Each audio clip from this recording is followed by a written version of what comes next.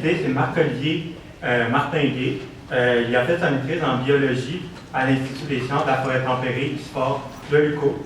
Il est actuellement professionnel de recherche depuis 5 ans à l'ISFOR. Donc,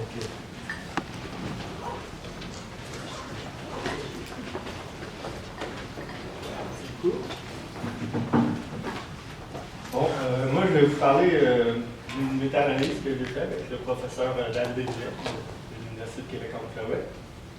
Donc, on a agrégé les données de plein de méta-analyses qui ont été publiées parce qu'en effet, il y a eu une explosion de la recherche en agroforesterie dans les dernières décennies. Donc, on a voulu profiter de ça.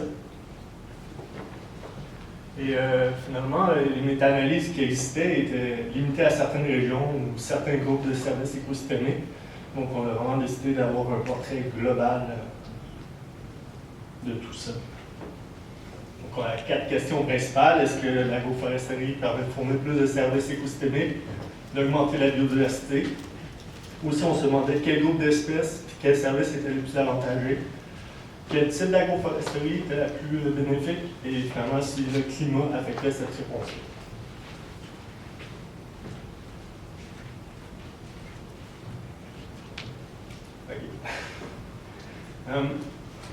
Finalement, on a fait une revue de littérature systématique, on a regardé tous les articles, les méta-analyses publiés sur le sujet. On avait on a calculé pour chaque finalement comparaison qu'il y avait dans la littérature, il y a plein de comparaisons entre une valeur dans le système agroforestier du service écosystémique et une valeur dans le témoin agricole. On a mis ça dans un ratio, ça nous a permis de toutes mettre les données ensemble, parce que c'est des données relatives au final. Au final, dans les graphiques, ça va être présenté en pourcentage. Donc, on a extrait les données de 18 méta-analyses, donc près de 500 études distinctes et 3300 comparaisons entre un système agroforestier et un témoin agricole.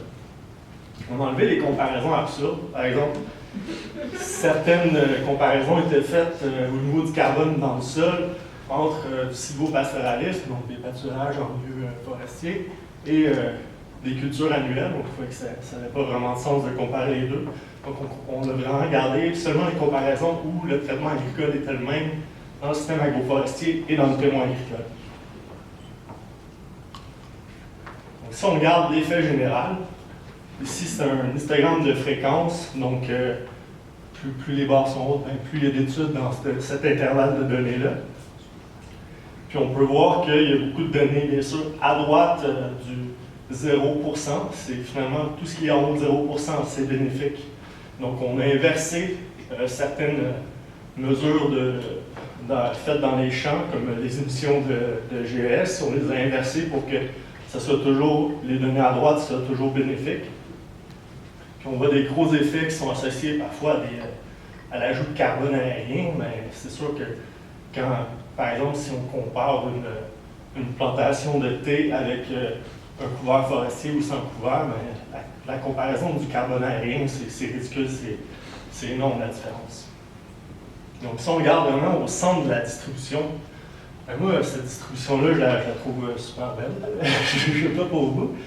Mais en fait, ce qu'on peut voir, c'est qu'à droite, tu as plus de données, oui. C'est pas très net, mais oui, quand même, il y a plus de données, c'est variable. Mais on voit qu'il y a beaucoup de résultats négatifs qui sont rapportés aussi dans la littérature. Ça, qu'est-ce que ça veut dire? Ça veut dire qu'en tant que communauté de chercheurs en agroforesterie, communauté internationale, on a été capable de rester objectif, et même si nos résultats étaient négatifs, finalement, on les publiait. C'est important, c'est important. Parce qu'au final, qu'est-ce qu'on veut? C'est de la durabilité dans l'agroécosystème. L'arbre n'est pas une fin en soi. Si on trouve d'autres façons d'y arriver, tant mieux. Puis là, on peut vérifier encore mieux cette objectivité-là des chercheurs en regardant si la tendance a changé. Donc, si on fait des méta-analyses cumulatives, donc si on faisait la même méta-analyse en 1985 et ainsi de suite à des sauts de 3 ans, on peut voir que finalement, la tendance se maintient. Mais s'il y avait eu comme un gros engouement au début, donc des effets très très positifs au début, on aurait pu se dire, il y a des effets négatifs qui n'avaient pas été publiés au début, il y aurait eu un biais. Mais là, c'est pas ça qu'on observe, c'est qu'encore une fois, bravo à la communauté internationale. Ici, c'est un autre test justement de notre objectivité en tant que communauté de chercheurs. Puis on voit que s'il y avait eu un biais, on aurait finalement un trou en bas à gauche du graphique. C'est en X, finalement, on a l'effet. S'il est bénéfique ou pas, à droite de 0, c'est bénéfique, à gauche de 0, c'est pas bénéfique. Puis plus on monte sur l'axe des Y, plus c'est précis. Donc, plus on se rapproche de la moyenne, finalement, des effets de l'agroforesterie.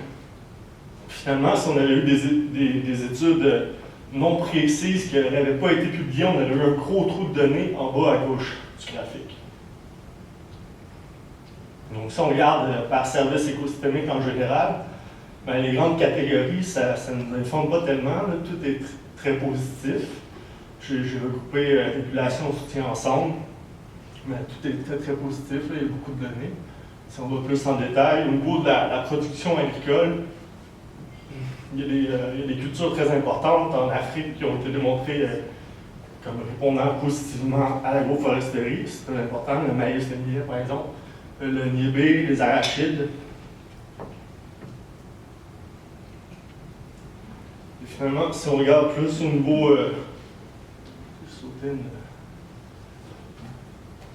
on regarde plus au niveau des variables de sol, on voit que la régulation finalement de l'eau, il y a des effets bénéfiques en général, au niveau de la fertilité du sol aussi. On va voir ça en détail un peu plus loin. C'est intéressant de voir aussi les effets sur le carbone. Tout le monde s'en doute, c'est un peu évident qu'il y a des effets, mais ça, on le voit clairement dans cette méta-analyse-là. Donc, c'est très étudié, très prometteur. Les stocks, la séquestration, c'est très très proche. Là, la deuxième donnée à partir du bas, c'est très très proche de 0, mais c'est significatif. Il y a moins d'études sur la séquestration que les stocks.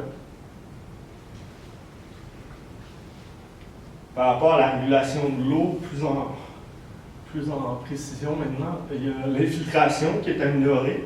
Donc, ça peut permettre de limiter les ruissellements de surface et l'érosion du sol par le ruissellement de surface. Donc, justement, les runoffs, c'est le ruissellement. Quand c'est un effet positif, encore une fois, celui-là, je l'ai inversé. Donc, c'est un effet qui est positif, donc il y a une diminution du ruissellement de surface. Puis, il y a une diminution aussi du lessivage de l'azote dans les ruisseaux.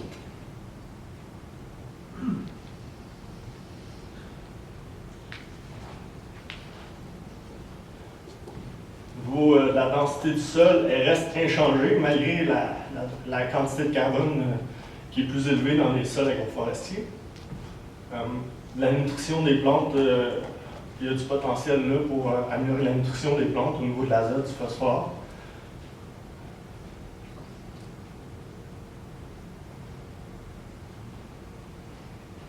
Si on regarde les différentes catégories de biodiversité et l'abondance pour des grandes catégories, étant donné qu'il y avait beaucoup de données, j'ai dû garder ça en grandes catégories.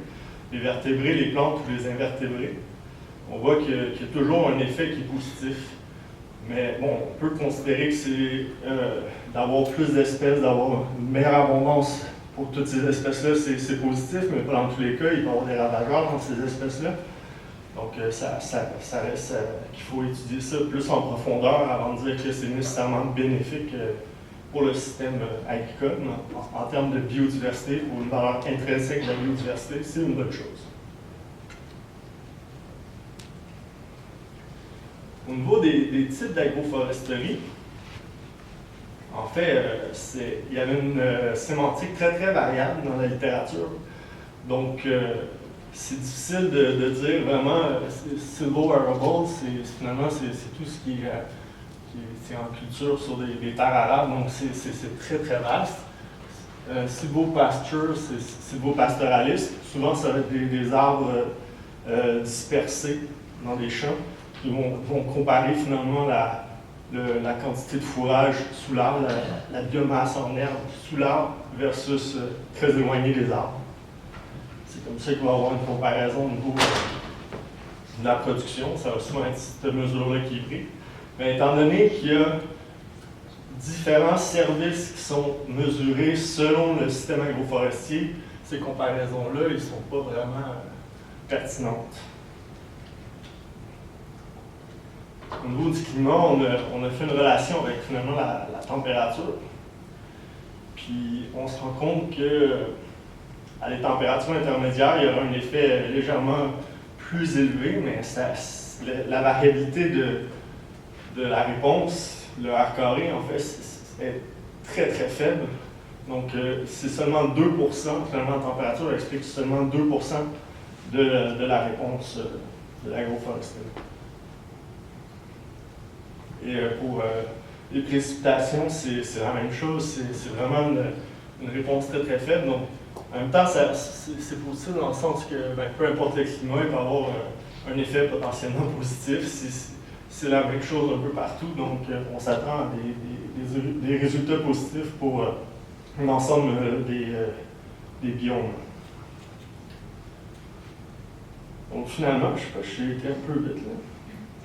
Finalement, l'agroforesterie fournit en moyenne plus de services écosystémiques, mais ça demeure quand même très variable. Donc, il faut continuer à étudier avec une plus grande précision chacun des systèmes. Il n'y a aucun biais détecté, donc ça, on a réussi en tant que communauté à rester objectif. Si on regarde la fertilité du sol et le stress hydrique, ce serait des conditions meilleures dans le système agroforestier que dans les témoins agricoles, ce qui est positif, mais ça ne se transmet pas nécessairement au succès agricole, qui démontrait des variables un peu plus, des résultats un peu plus variables, sauf pour la production fourragère où il y avait vraiment une bonne stabilité des résultats, où en général il y avait un résultat qui était positif.